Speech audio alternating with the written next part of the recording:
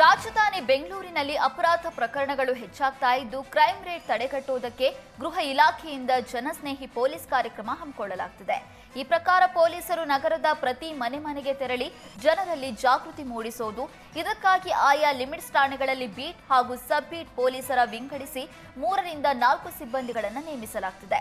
ಪೊಲೀಸರು ಪ್ರತಿ ಮನೆಗೆ ತೆರಳಿ ಜನರ ದೂರು ಸಮಸ್ಯೆಗಳನ್ನು ಆಲಿಸಿ ಕಾನೂನಿನ ಚೌಕಟ್ಟಿನಲ್ಲಿ ಪರಿಹಾರ ನೀಡುವ ಪ್ರಯತ್ನ ಮಾಡಲಾಗುತ್ತಿದೆ. ಸದ್ಯ ಶಿವಾಜಿನಗರ ಪೊಲೀಸ್ ಠಾಣಾ ವ್ಯಾಪ್ತಿಯಲ್ಲಿ ಜಾಗೃತಿ ಕಾರ್ಯಕ್ರಮ ಆರಂಭವಾಗಿದೆ. ನಾವು ಮನೆ ಪೊಲೀಸ್ ಅಂತ ಹೋದ ಟೈಮ್ದಲ್ಲಿ ನಮ್ಗೆ ಆ ಥರ ಯಾವುದು ಕೇಸಸ್ ಸಿಗಲಿಲ್ಲ. ಬಟ್ ಹೇಳ್ತಿದ್ರು ಈ ಕುಡಿದು ಈ ಥರ ಬಂದು ಗಲಾಟೆ ಮಾಡ್ತಾರೆ, ಮನೆ ಮುಂದ್ಗಡೆ ಮನೆ ಪಕ್ಕ ನಮ್ಗೆ ನೆಮ್ಮದಿ ಇಲ್ಲಾರಂಗಾಗಿದೆ, ಈ ಥರ ಎಲ್ಲ ಪ್ರಾಬ್ಲಮ್ಸ್ ಹೇಳಿದ್ರು.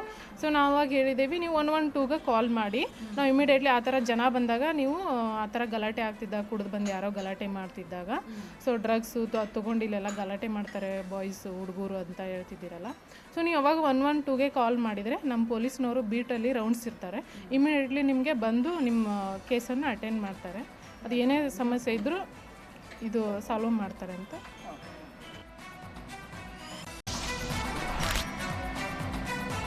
ದರ್ಶನ್ ಮತ್ತು ಗ್ಯಾಂಗ್ನಿಂದ ರೇಣುಕಾಸ್ವಾಮಿ ಕೊಲೆ ಕೇಸ್ ಸಂಬಂಧ ಬೆಂಗಳೂರಿನ ಸೆಷನ್ಸ್ ಕೋರ್ಟ್ನಲ್ಲಿ ಟ್ರಯಲ್ ಆಧಾರಿತ ವಿಚಾರಣೆ ನಡೀತಾ ಇದೆ. ಇದರ ನಡುವೆ A1 ಆರೋಪಿ ಪವಿತ್ರ ಗೌಡ ಜಾಮೀನಿಗಾಗಿ ಮತ್ತೆ ಸುಪ್ರೀಂ ಕೋರ್ಟ್ ಕದ ತಟ್ಟಿದ್ದಾರೆ.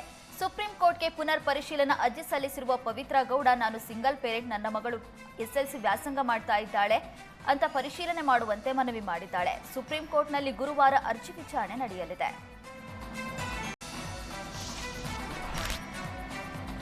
ಕಬ್ಬಿಗೆ ಬೆಂಬಲ ಬೆಲೆ ನೀಡುವಂತೆ ಆಗ್ರಹಿಸಿ ವಿಜಯಪುರದಲ್ಲಿ ರೈತರು ಪ್ರತಿಭಟನೆ ನಡೆಸ್ತಾ ಇದ್ದಾರೆ. ಅಂಬೇಡ್ಕರ್ ಸರ್ಕಲ್ ಬಳಿ ಪ್ರತಿಭಟನಾ ಜಾಥಾ ತೆರಳುವಾಗ ರೈತ ಸಾಯಿಬಣ್ಣ ಅಂಗಡಿ ಕುಸಿದು ಬಿದ್ದಿದ್ದಾರೆ. ಕೂಡಲೇ ಪ್ರತಿಭಟನಾ ಸ್ಥಳಕ್ಕೆ ವೈದ್ಯರು ಆಗಮಿಸಿ ಅಸ್ವಸ್ಥಗೊಂಡಿದ್ದ ಸಾಯಬಣ್ಣಗೆ ಚಿಕಿತ್ಸೆ ನೀಡಿದ್ದಾರೆ.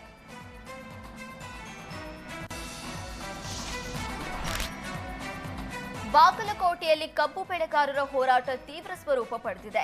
ರೈತರು ಪ್ರತಿಭಟನೆ ನಡೆಸ್ತಾ ಇದ್ದ ವೇಳೆ ಕಿಡಿಗೇಡಿಗಳು ಕಲ್ಲು ತೂರಾಟ ನಡೆಸಿದ್ದಾರೆ. ಜಮಖಂಡಿ ತಾಲೂಕಿನ ಸಿದ್ದಾಪುರ ಗ್ರಾಮದಲ್ಲಿನ ಪ್ರಭು ಲಿಂಗೇಶ್ವರ ಸಕ್ಕರೆ ಕಾರ್ಖಾನೆ ಮುಂದೆ ರೈತರು ಜಮಾಯಿಸಿದ್ರು. ಸಕ್ಕರೆ ಕಾರ್ಖಾನೆ ಆವರಣದಲ್ಲಿ ನಿಂತಿದ್ದ ವಾಹನಗಳು ಹಾಗೂ ಕಾರ್ಖಾನೆಯ ಕಚೇರಿ ಮೇಲೆ ಪ್ರತಿಭಟನಾಕಾರರು ಕಲ್ಲು ತೂರಾಟ ನಡೆಸಿದ್ದಾರೆ.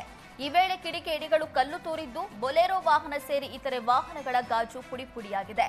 ಸ್ಥಳಕ್ಕೆ ಜಮಖಂಡಿ ಪೊಲೀಸರು ದೌಡಾಯಿಸಿದ್ದು ಬಿಗಿ ಪೊಲೀಸ್ ಬಂದೋಬಸ್ತ್ ಏರ್ಪಡಿಸಲಾಗಿದೆ. ಮತ್ತೊಂದೆಡೆ ಪ್ರತಿ ಟನ್ ಕಬ್ಬಿಗೆ ಗರಿಷ್ಠ 3,200 ರೂಪಾಯಿವರೆಗೆ ಹಣ ನೀಡೋದಾಗಿ ಸಕ್ಕರೆ ಕಾರ್ಖಾನೆ ಮಾಲೀಕರು ಹೇಳ್ತಾ ಇದ್ದು, ಆದರೆ 3,500 ರೂಪಾಯಿ ನೀಡಬೇಕು ಅಂತ ರೈತರು ಪಟ್ಟು ಹಿಡಿದಿದ್ದಾರೆ.